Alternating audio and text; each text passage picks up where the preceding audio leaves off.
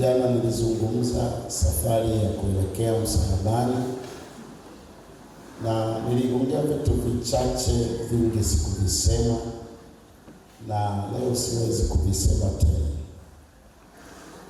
Labda tu katika yale mambo 7 niliyosema, yote yanaweza yakawa vyanzo au mahali ilikoanzia safari ya kuelekea msalabani, yanajumuishwa katika maandiko mawili haya ambayo jana sikuyasoma. Nilisema ukisema safari ya msalabani ilianzia pale Yesu alipoenda Yerusalemu kwa shangwe, utakuwa uko sahihi. Na ukisema ilianzia Getsemane siku ile alfajiri walipomkamata, unaweza ukawa sahihi. Na ukisema ilianza usiku ule Yesu alipoandaa chakula pamoja na wanafunzi, utakuwa sahihi. Lakini neno la mwisho katika yote niliyosema hayo 7, mmoja ambalo sikulisema linabidi niliseme kabla ya kuendelea na maneno 7 aliyosema Yesu msalabani.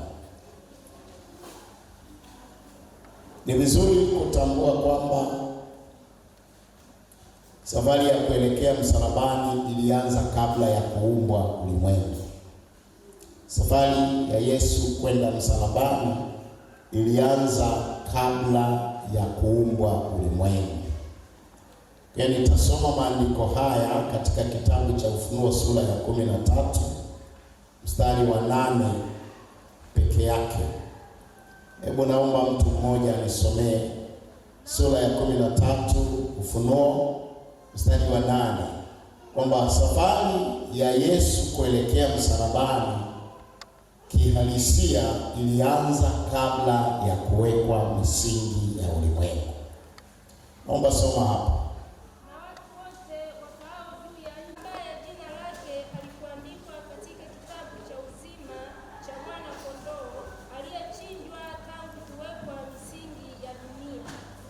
Aliyechinjwa tangu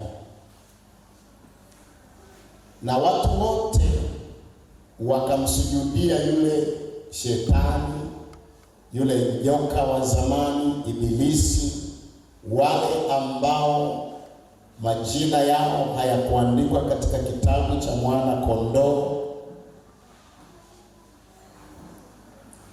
Mstari huu wa 8 katika sura ya 13 unaweza ukatoka fundisho kwamba hakuna mtu atakayeweza kumshinda shetani isipokuwa awe jina lake limeandikwa katika kitabu cha mwana kondoo aliyechinjwa kabla ya kuwekwa misingi ya ulimwengu.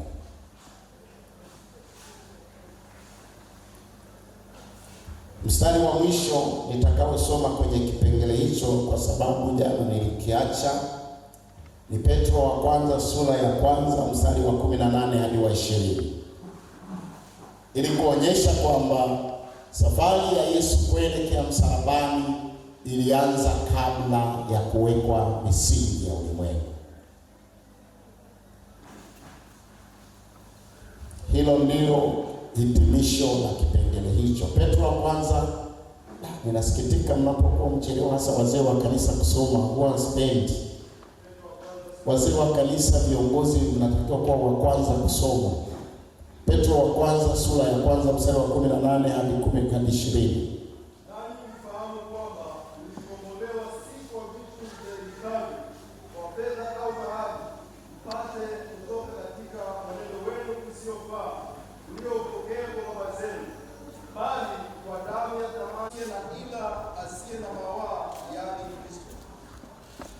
Mstari wa 19 nimesema mpaka wa 20.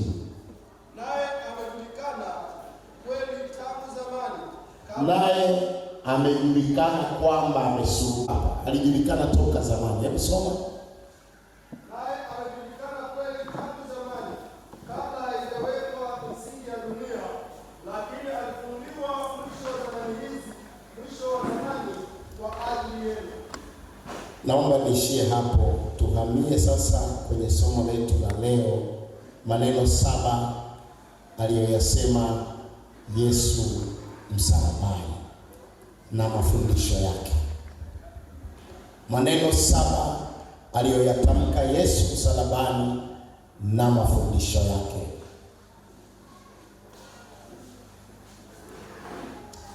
Kwanza, jambo la kujifunza, Yesu amehojiwa jana. Hojaji zote zimeisha mpaka alfajiri saa 11, hojaji zikamalizika.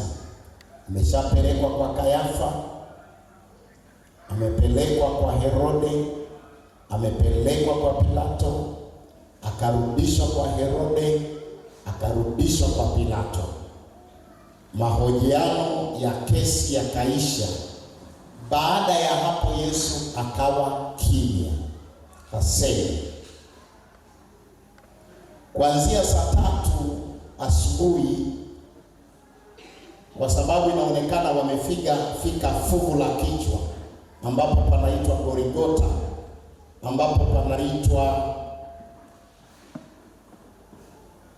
kuna majina kama matatu, Calvary. Kuna majina matatu aliposulubiwa Yesu yanayotajwa hapo. Kuna neno, jina la kwanza fuvu la kichwa au Calvary au Golgotha. Wamefika pale saa 2:30 asubuhi. Kwa hiyo Yesu kwa muda wote pale kulikuwa na mti mnene ambao ulikuwa na kama nondo zilizokunjwa, ambapo aliyehukumiwa kifo cha msalaba alifungwa pale mikono yake na miguu. Maana yake miguu ilipofungwa, kulikuwa na mti umetokea pale, unafika kama hapa umbali wa hapa, anafungwa kule kuna kitu kimetokea chini pale, kinakuja hapa, anafungwa. Halafu kuna nondo imekunjwa pale, mikono yake inafungiwa pale ili asisumbue wapigaji. Kwa kuanzia ile saa 2:30, saa 3 mpaka saa 9 Yesu ameongea maneno 7 tu. Maneno 7 tu. Bwana asifiwe sana. Na kwa nini kaongea maneno 7? Tutakwenda kuona baadhi ya mafundisho muhimu hapa. Pale msalabani Yesu alikuwa na ujumbe maalum kwa ajili ya watu, na ulikuwa lazima utamkwe akiwa msalabani. Bwana Yesu asifiwe sana. Bwana Yesu asifiwe. Huwa kuna vigezo fulani hata kisayansi vya kusisimua utu wa mtu. Huwa kuna vigezo fulani hata kisayansi ambavyo huwa vinasisimua utu wa mtu. Mmoja, nitataja machache, siwezi kuyasema yote. Mtu ukianza kumsifu, ukaongea wema wake mbele ya watu, huwa kuna stimulation, kuna moyo unamsisimka, anajisikia hali fulani ya kuguswa ndani, hususan unapozungumza matendo mazuri anayowatendea watu na watu wengine hao wakiwepo, au ukizungumza aliyotenda, huwa mtu moyo wake unaguswa, kusisimka, na anaweza ikamgusa hata kutenda kitu kizuri na kikubwa zaidi ya vile alivyotenda.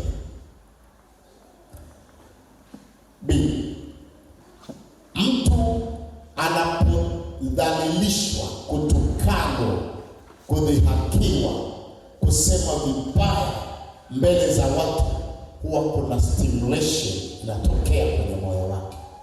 Kuna msisimko fulani kwenye moyo wake, na fahamu zake inaweza kumpelekea aibu au hasira, na neno analoweza katamka pale huwa sio la kawaida. Natoa mifano hiyo. Kwa nini Yesu maneno haya ayaseme msalabani, kwa sababu alikuwa katika hali ambayo maneno mabaya tu yamesemwa juu yake.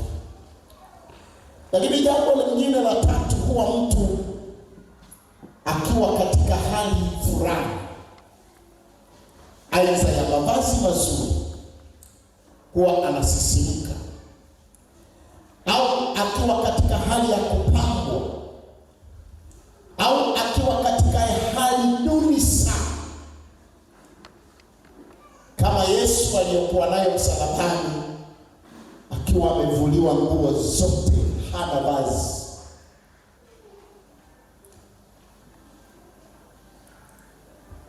Kwa hiyo kila neno alilosema Yesu msalabani lilikusudiwa kwa mlengwa maalum na kwa kundi maalum na kwa matokeo maalum. Kila neno Yesu alilosema msalabani lilikuwa limekusudiwa kwa mlengwa maalum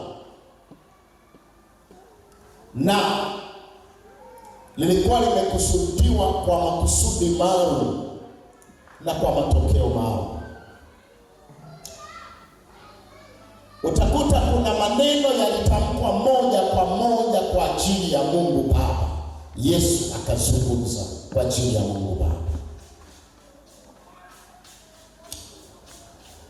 Lakini kuna maneno yalisema, Yesu aliyasema kwa ajili ya mama yake na kwa ajili ya mdogo wake Yohana,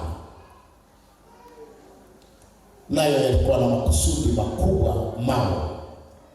Alitamka neno kwa ajili ya mama yake mzazi, na alitamka neno kwa ajili ya Yohana.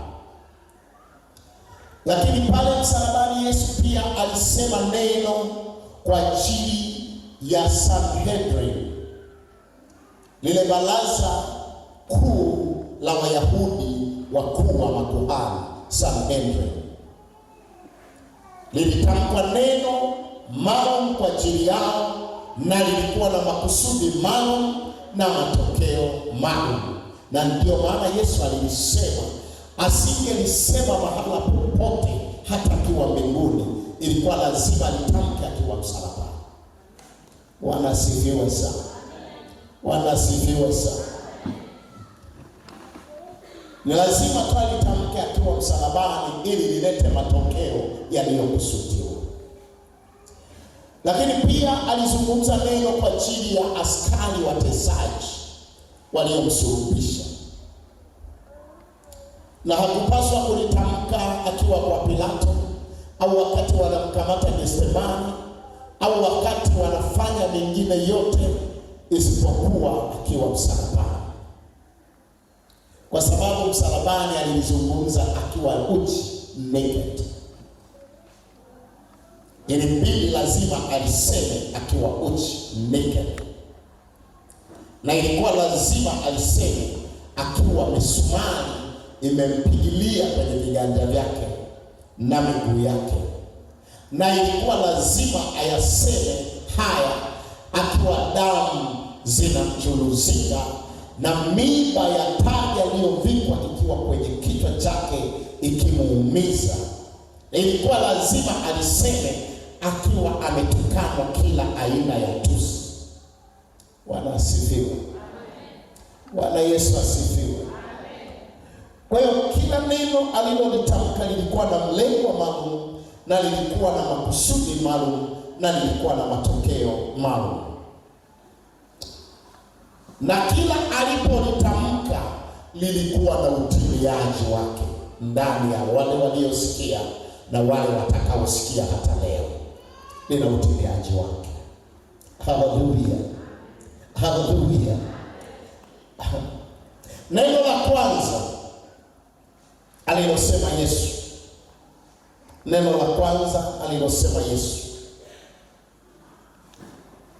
alisema,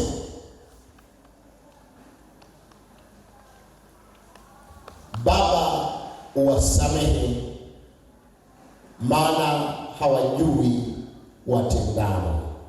Neno la kwanza alilosema Yesu msalabani.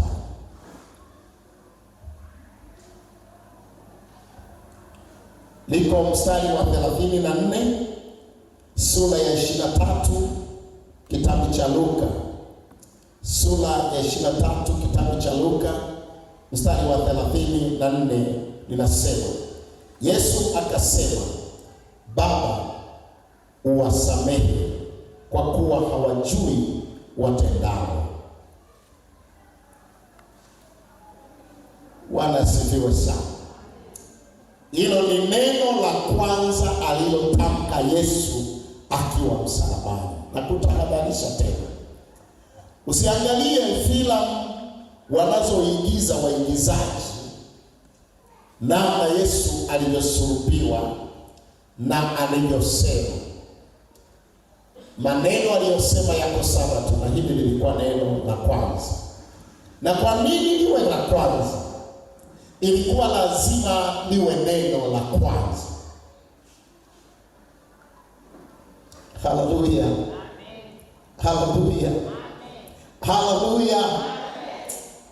Namshukuru Mungu anayetupenda. Lilikuwa lazima liwe neno la kwanza kwa sababu maudhui ya maelezo ya kitabu cha Luka na cha Mathayo juu ya mateso na dhihaka walizomfanyia Yesu zilizidi zikawa makufuru. Bwana Yesu asifiwe.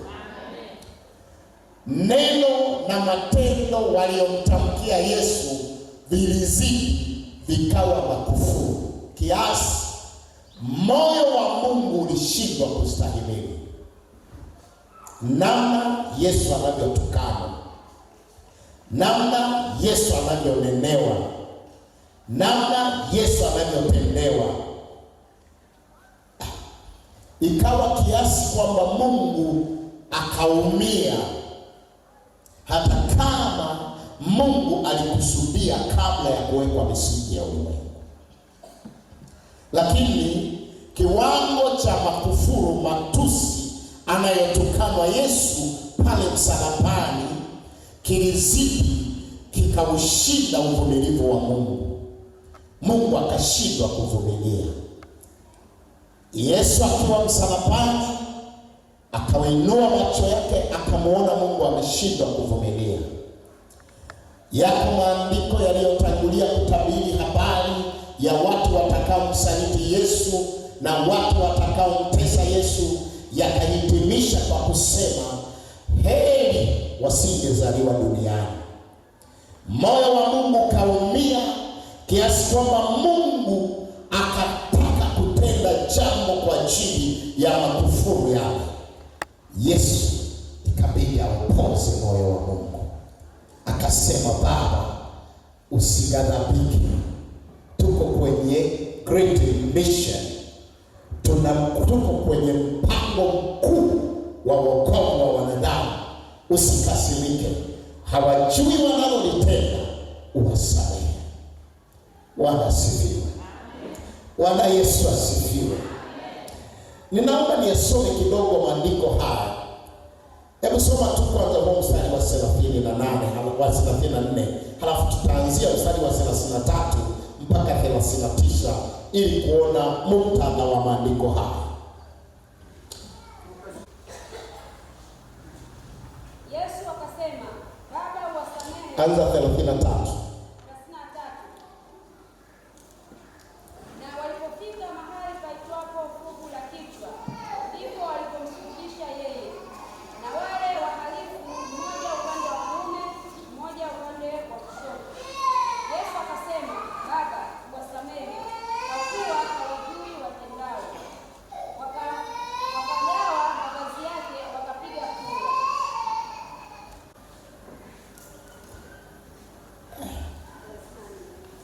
Nilisema basi nitaendelea. Watu wakasimama wakitazama. Wale wakuu nao walikuwa wakimfanyia mzaha, wakisema, aliokoa wengine na ajiokoe mwenyewe kama ndiye Kristo wa Mungu mteule wake. Wale askari nao wakamfanyia dhihaka, wakimwendea na kumletea siki, huku wakisema, kama wewe ndiyo mfalme Wayahudi, ujiokoe mwenyewe. Na juu yake palikuwa na anwani, huyu ndiye mfalme wa Wayahudi. Na mmoja wa wale wahalifu waliotungikwa alimtukana akisema, je, wewe si Kristo? Jiokoe nafsi yako na sisi. Nirudie tena maandiko haya, yanze mstari wa 33. Na walipofika mahali paitwapo Fuvu la Kichwa, ndipo walipomsulubisha yeye. Inamaanisha kwamba wale wengine waliwasulubisha mahali pengine, lakini walipofika hapa, kwa sababu mazingira ya kusulubisha hapa yameandaliwa vizuri, sio wa kawaida. Na wale wahalifu, mmoja upande wa kuume na mmoja upande wa kushoto. Yesu akasema, Baba, uwasamehe kwa kuwa hawajui watendalo. Wakagawa mavazi yake, wakapiga kura. Watu wakasimama wakitazama. Wale wakuu nao walikuwa wakimfanyia dhihaka, wakisema, aliokoa wengine na ajiokoe mwenyewe kama ndiye Kristo wa Mungu mteule wake. Wale askari nao wakamfanyia dhihaka, wakimwendea na kumletea siki, huku wakisema, kama wewe ndiwe mfalme wa Wayahudi, ujiokoe mwenyewe. Na juu yake palikuwa na anwani, huyu ndiye mfalme wa Wayahudi. Na mmoja wa wale wahalifu waliotungikwa alimtukana akisema, je, wewe si Kristo? Jiokoe nafsi yako na sisi. Mambo muhimu ya kujifunza hapa.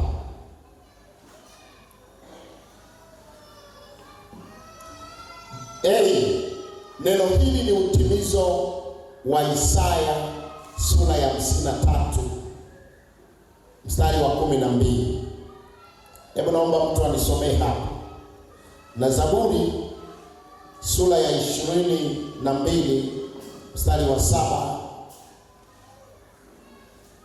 Neno hili ni utimizo.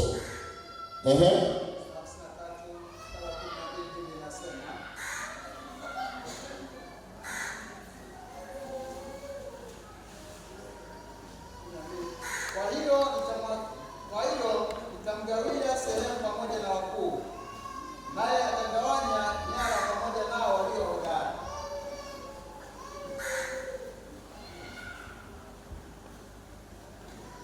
Kwa sababu alimwaga nafsi yake hata kufa, akahesabiwa pamoja na hao wakosao. Walakini alichukua dhambi za watu wengi, na kwa kuwaombea wakosaji utukufu wa Bwana baadaye wa Sayuni. Kwa hiyo nitamgawia sehemu pamoja na wakuu. Tumesoma wakuu wakawa wanamdhihaki. Wakuu, neno wakuu wamewakilishwa, wamejumlishwa makundi manne: wakuu wa serikali, wakuu wa dini, na wakuu wa siasa, na wakuu wa askari. Anasema, kwa hiyo nitamgawia sehemu pamoja na wakuu, naye atagawanya nyara pamoja nao walio hodari. Hodari ni wale askari, kwa sababu alimwaga nafsi yake hata kufa, akahesabiwa pamoja na hao wakosao, amesulubiwa. Ungejiuliza swali moja hivi, kwa nini Yesu katikati huko mhalifu, huko mhalifu? Wanasifiwe. Kwa nini Yesu katikati huko mhalifu, huko mhalifu? Mambo mengine siwezi kusoma kila andiko, lakini kama unaweza kuandika itakusaidia sana. Nilisema jana, nilitaja kundi la watu wanaitwa Wazerote. Nakumbuka mliokuwepo jana. Kuna watu wanatajwa kwenye Mathayo, kwenye Luka na Marko, hajawataja Yohana. Wazerote. Wazerote ni watu gani? Wanaitwa wanaharakati, wana mapinduzi, wanaotafuta ufalme wa Mungu kwa kupitia vurugu na fujo, na wanachanganya kutafuta ufalme wa Mungu kwa kupitia siasa na vurugu na mapigano. Na mmoja wao alikuwemo Baraba, ambaye Pilato alisema alipotaka kumfungua Yesu asisulubiwe, kwa sababu moyo wa Pilato ulikuwa unakataa Yesu kumsulubisha. Dhamiri yake ilikuwa inakataa, inamuona ni mwenye haki. Sasa Baraba alijiunga na Wazerote, na viongozi wale Wazerote walikuwa ni hawa wahalifu wawili. Biblia imetumia mwingi kwa sababu tu ya maneno ya lugha zetu, lakini kuna maneno mawili ya Kiyunani yaliyotumia ambayo leo tungetumia magaidi. Wanasifiwe. Wanasifiwe. Sasa wakati Pilato anasema kila mwaka inapokaribia Pasaka, huwa sheria inatutaka tumwachie mhalifu mmoja, hata kama wengine wanahukumiwa kunyongwa, lakini huwa lazima atolewe mmoja. Pilato akiona kwamba katika wote wahalifu walio mahabusu, anayestahili kuachiliwa hana hatia ni Yesu Kristo. Bwana asifiwe sana. Anayestahili asisulubishwe, asinyongwe ni Yesu Kristo. Lakini Wayahudi wakapiga kelele aachiliwe Baraba. Akauliza, na Yesu je, mbona ndiye angalau hana hatia? Baraba ni kundi la Wazerote, wale ambao ni wanaharakati, magaidi. Kwa nini asiachiwe Yesu? Anasema hapana, yeye asulubiwe, asulubiwe, asulubiwe. Sasa Pilato alipokuwa katika kuhukumu, ikabidi na wale viongozi wa Wazerote wakuu wawili watolewe kufa. Ndio walio upande wa kushoto na wa kulia, wale magaidi wa viongozi wanaopindua serikali. Na walikuwa wanaishinikiza serikali kwa kuwa wanateka abiria na kuwachinja na kuwanyang'anya mali zao na kuharibu vitu vyao, hasa viongozi wa serikali. Sasa akawahukumu, lakini Mafarisayo, Masadukayo na waandishi na wakuu wa makuhani na Maherode na Makaisari wakapitisha kwamba huyu ndio ahesabiwe kuwa kiongozi wa magaidi, yani Yesu Kristo. Wakamweka katikati, kwamba hawa magaidi wawili Yesu awe katikati yao kama kiongozi. Sasa natamani Mungu akusaidie kuelewa kweli za Biblia. Kwa nini Yesu anasema neno la kwanza, Baba uwasamehe, maana hawajui walitenda. Yesu anasema neno hili, kuna mambo muhimu ya kujua hapa. Tamani nikufundishe uelewe vitu vya msingi. Kwanza ni utimizo wa unabii, kwamba watagawa nguo zake pamoja na wakuu, kwamba watamweka pamoja na wahalifu, watamhesabu naye ni mhalifu. Zihaka ambazo Yesu anapewa hapa zinazidi. Yaani ziko zaidi ya dhihaka. Sijui niunganisha, tusome Mathayo 27. Mathayo 27.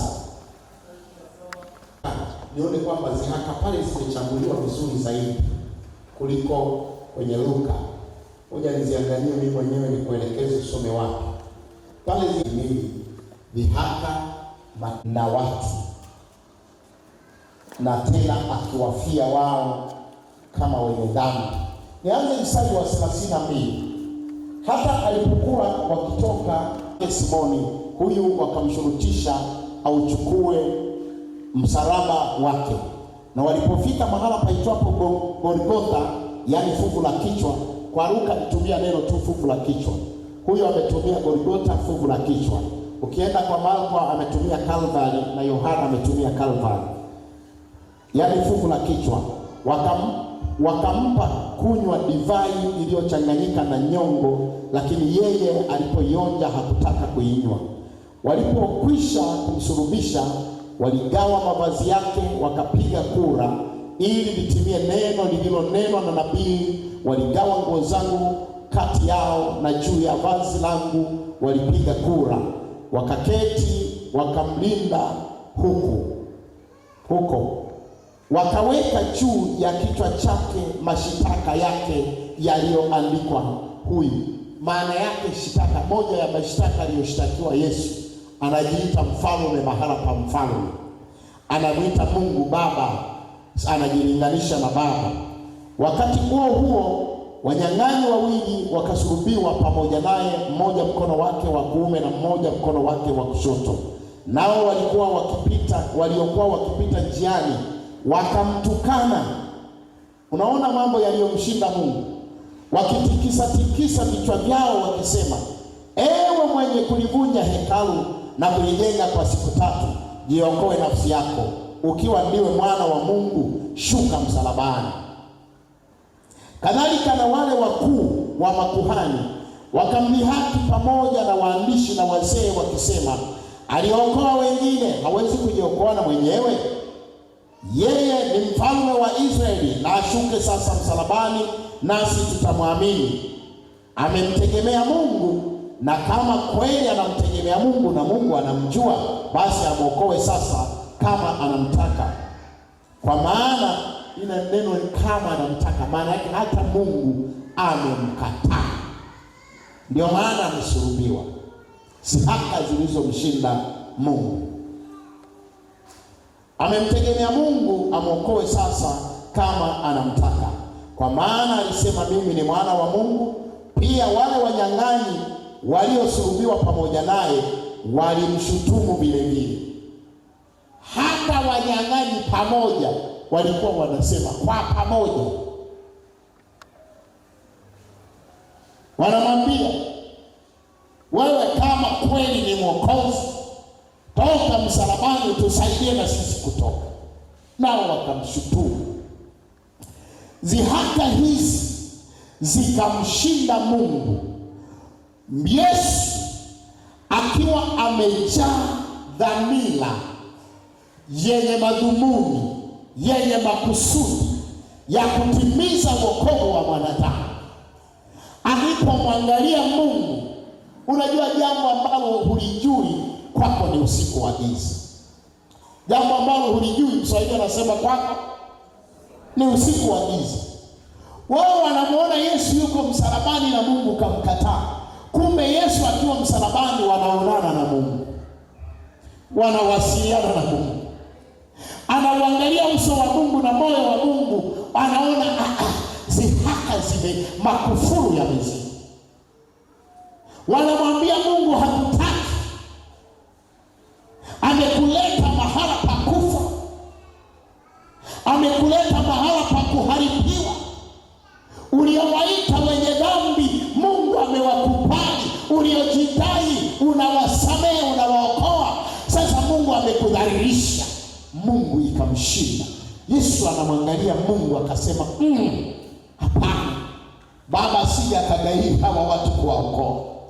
Akamwambia Baba, hawa kwao wanalolipenda ni usiku wa giza. Mungu na kuomba uwasamehe, hawajui walitendalo. Nyamaza Mungu, tutimize adhima ya kumkomboa mwanadamu. Haleluya. Maneno yaliyosemwa hapa, nilisema jana juu ya mtu mmoja anaitwa Ojen, ambaye tunamsoma kwenye church history tu, kwamba alikuwa ni mjukuu wa kizazi cha kina Yohana waandishi. Alipokuwa anaandika maneno na zihaka alizozihakiwa Yesu, zingine ni ngumu kuzitamka, lakini alitendewa Yesu msalabani. Mungu akiyatazama matendo wanayotenda na maneno, wanasema Mungu amekukataa. Mungu hawezi kujiacha uchi. Toka tumesoma toka Ibrahimu, Musa na manabii, hakuna nabii aliyetendewa vibaya kama wewe. Na ni kweli ndivyo ilivyo, hakuna nabii aliyezihakiwa kama Yesu Kristo. Lakini kumbe ni mpango mkuu wa Mungu wa kutuokoa.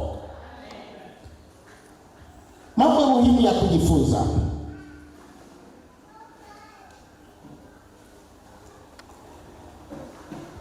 Dhihaka zilimzidi Mungu, lakini Yesu kwa sababu ametawaliwa na upendo akasema, Baba, waache wazihaki mpaka wakamilishe kila dhihaka, kwa sababu wanafanya transition, kwamba dhihaka iliyokuwa juu ya mtu mmoja inahamishwa, inatua juu ya Yesu Kristo. Aibu iliyokuwa juu ya mtu mmoja inahamishwa, inawekwa juu ya Yesu Kristo. Fedheha iliyomng'ang'ania mwanadamu, binti mmoja miaka yake yote anatembea kwenye fedheha, inatoka kwake, inawekwa kwa Yesu Kristo. Ili litimie lile neno, anasema katika ile tulisoma ile Isaya 50, anasema yeye badala ya kukasirika aliwaombea, akasema, Baba uwasamehe. Unabii unatimia kwamba Yesu hata kama wale wanaomdhihaki yeye hakasiriki juu yao, anawaombea. Nina mambo mengi sijui kama nitamaliza.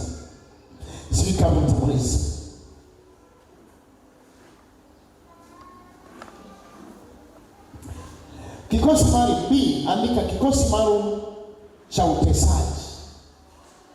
Nchi yoyote duniani huwa kuna vikosi maalum vya utesaji. Ukisikia kwamba, jana ni wakati naangalia taarifa habari, nikasikia kwamba mmoja wa wahalifu huko Mwanza yuko mikononi mwa polisi na yuko kwenye kikosi maalum cha kuhojiwa. Ukisikia ndugu yangu yuko kwenye kikosi maalum cha kuhojiwa, huwa kuna kikosi kinaitwa task force. Kuna task force wa polisi, kuna task force wa jeshi. Sasa huko kwenye kikosi hiki ndiko Yesu waliokuwa wanamsulubisha, ambao wao hawahusiki na kuua. Sio wale askari ambao wenyewe wamefundishwa kupiga na kuua. Wenyewe wamefundishwa kupiga maeneo ambayo hayatakusababishia kifo, lakini yatakusababishia maumivu na mateso yasiyo ya kawaida. Wanaitwa task force. Wanasifiwe sana. Sasa ndio kikosi ambacho kinamsulubisha Yesu. Hakipaswi kimpige mahala ambapo atakufa. Hakipaswi kimpige mahala ambapo atasababisha kati roho, uhai wake utamtoka, bali kwa muda mrefu ateseke kwa maumivu mabaya. Sasa yale ambayo wanaonyesha umahiri, umaarufu, ujuzi wa kutesa, Yesu inamuumiza, Mungu inamuumiza, lakini Yesu anasema, Baba waruhusu watese, uwasamehe, hawajui wanalolitenda. Neno hili hawajui wanalolitenda lilibeba dhana kuu mbili. ilikuwa ni hii: hawajui kwamba wanatimiza lengo letu. Haleluya, haleluya, haleluya. Dhana ya kwanza, hawajui kwamba wanatusaidia adhima ya kumshinda shetani, wanatusaidia kutimiza makusudi, kwamba kwa kunitesa wanamfungua yeye aliyeteswa awe huru. Hawajui dhana ya, wanamwambia, wanacheka, wanasema umekuwa mfalme wa Wayahudi. Yaani yule aliyekula ile nguvu la juu, kama lilikuwa kama Yesu alikuwa analifunga kama alama ya mfalme au alama ya taji ya kifalme. Wanapokula ile wanacheka, wanajaki, wewe umekuwa mfalme. Kwa wanajua huyu atachukua hiki. Siwezi kuzitaja hatua zote, lakini katika hizo hatua 7 Yesu anapitia kila teso hatua kwa hatua.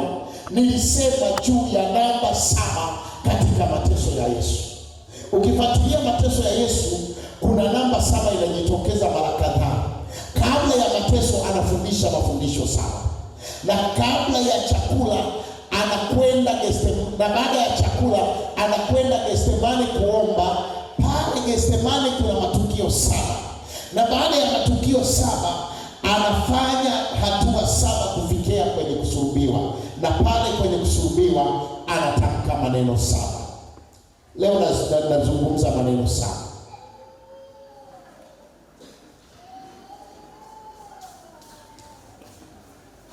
Andika sababu ya pili ya Yesu kusema wasamehe.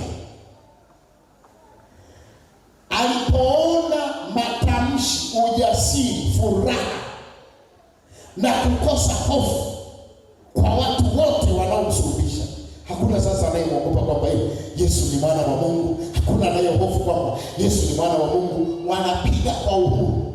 Baada ya kuona Pilato kasaini, Herode kasaini, kuhani mkuu kasaini, Kaisari kasaini, kwa hiyo dini imeruhusu. Hawana hofu tena kwamba anaweza akawa mtu wa Mungu. Yaani hata tu kwenye daraja la mtu wa Mungu wamemhamisha, wamemweka kwenye uhalifu.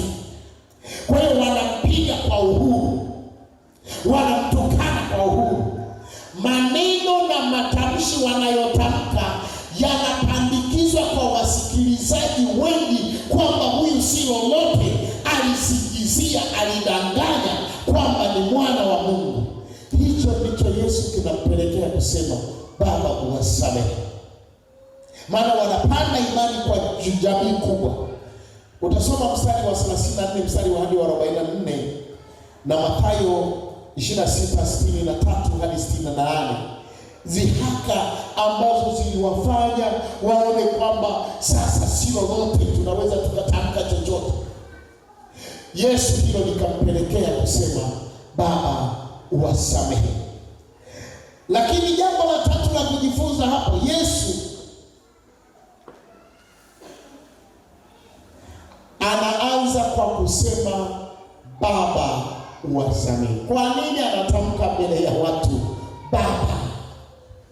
Oh, haleluya. Lengo kutaka kuwajulisha kwamba hata kama niko uchi, hata kama mmenigongomelea msalabani, bado kwangu Mungu ni Baba. Lakini neno lile ombi, jambo la 4 la kujifunza. Kwa nini anaomba msamaha? Kutaka kudhibitisha kwamba bado Yesu ndio mwenye mamlaka pekee yake mbinguni na duniani ya kusamehe dhambi. Haleluya. Kwamba hata Baba hawezi kumsamehe mtu yeyote duniani hata kama kitubu, lakini Yesu anaweza kusamehe hata kama hawajatubu. Haleluya. Anaomba ombi ambalo ni somo, kwamba pale msalabani amebeba mamlaka ya kusamehe dhambi yetu, ya kusamehe uovu wetu, ya kusamehe makosa yetu, ya kusamehe uovu wowote tulionao. Kwa nini anatamka yeye ni Mungu, anamwita Mungu Baba? Yako maandiko haya, Yohana sura ya 11 mstari wa 41 hadi 42, anasema Baba, ninajua ya kwamba unanisikia na ya kwamba hata sasa unanisikia. Alishajua toka siku nyingi kwamba yeye ni ana kibali kwa Mungu. Mathayo sura ya 3 mstari wa 16 hadi wa 17 na Mathayo 17 mstari wa 5 hadi wa 6, anajidhihirisha kwamba yeye Mungu anamsikia na kwamba Mungu alidhihirisha. Hata maandiko yanadhihirisha kwamba Mungu anamsikia. Katika Mathayo 17 sura ya 5 na kuendelea, Mungu alisema kwa sauti ya kwamba huyu ni mwanangu mpendwa. Katika Mathayo 3:16 hadi 17, Mungu alisema wazi kwamba huyu ni mwanangu mpendwa. Kwa hiyo anaposema Baba uwasamehe, ana lengo la kutufunulia kwamba hata kama Yesu amesulubiwa, ametendewa vibaya, amedhalilika, ameaibika, lakini bado yeye ana mahusiano halisi na Mungu, na yeye Mungu kwake ni Baba, na yeye ni mwana wa Mungu hata kama hawakusadiki. Wala sifiwa sana.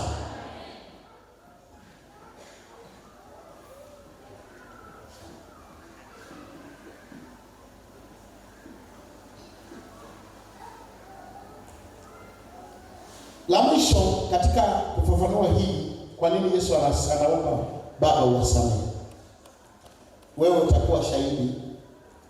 Asilimia kubwa watu wote, hata watakatifu katika Biblia, anapokaribia kufa huwa anaomba maombi ya kutubu, anajitakasa. Si ni kweli? Ninakumbuka siku moja mimi nilikuwa na mchungaji wangu mmoja, nisimtaje, akaugua sana. Siku moja akaniita usiku,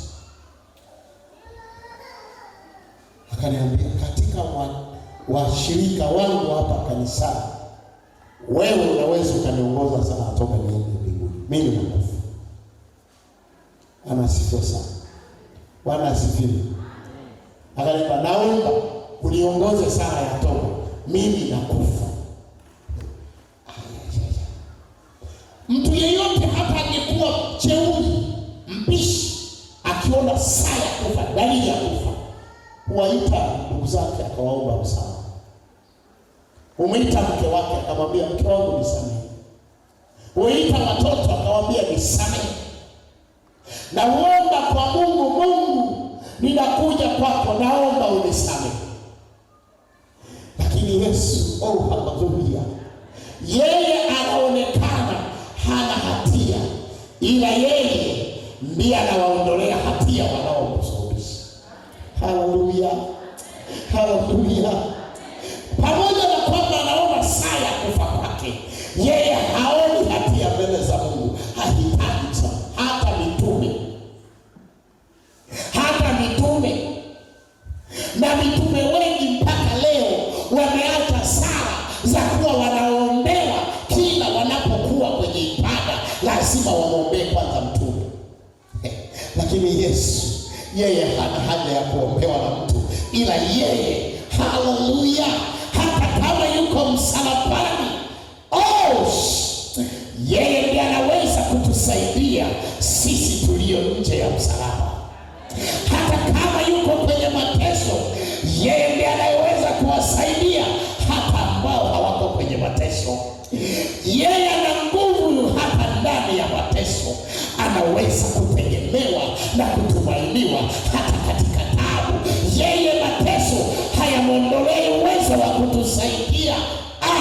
Yesu katikati ya mateso, misumari imemshikilia, ripashaka, msalaba umemshikilia, lakini ana nguvu ya kuwasaidia wengine kutoka tabu zao.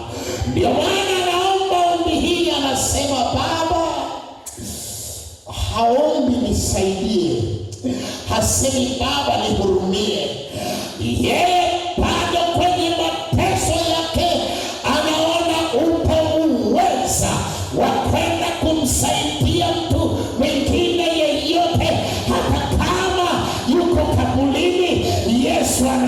msaada kwa ajili ya wanadamu.